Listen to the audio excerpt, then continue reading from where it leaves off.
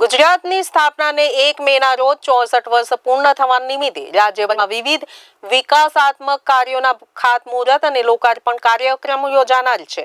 મુખ્ય કાર્યક્રમ પંચમહાલના ગોધરામાં યોજાશે, જ્યાં મુખ્યમંત્રી ભૂપેન્દ્ર પટેલ અને રાજ્યપાલ આચાર્ય દેવવ્રતની વિશિષ્ટ ઉપસ્થિતિમાં 600 કરોડ રૂપિયાથી વધુના વિકાસના કામોનું લોકાર્પણ અને ખાતમુહૂર્ત કરવામાં આવશે।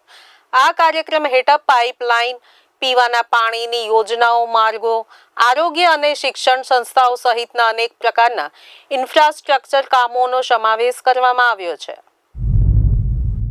પંચમહાલ આદરણીય મુખ્યમંત્રી શ્રી, આદરણીય રાજ્યપાલ શ્રી 600 કરોડથી વધારેના કામો ત્યાં લોકાર્પણ અને ભૂમિપૂજન અને ખાતમુહૂર્ત કરવાના છે। આપણી શરૂઆત અને દરેક જિલ્લામાં આ પ્રકારના કાર્યક્રમો ક્યાંય નાના મોટા હોય તો ત્યાં કરતા જોઈએ છીએ, પરંતુ એક સામૂહિક દરેક વિધાનસભા સીટમાં તમે આમ પણ જોયું તો 250, 300, 400 કરોડના કામો દરેક વિધાનસભા ક્ષેત્રની અંદર આટલા કામો તો ચાલતા જ હોય છે, પરંતુ એ સતત કન્ટિન્યુઅસ વિકાસની પ્રક્રિયા ચાલુ રહે, વિકાસનો વેગ ચાલુ રહે, એના માટે એ લોકોને પણ ખ્યાલ આવે કે આટલા કામ થયા છે અને કેટલા બાકી છે।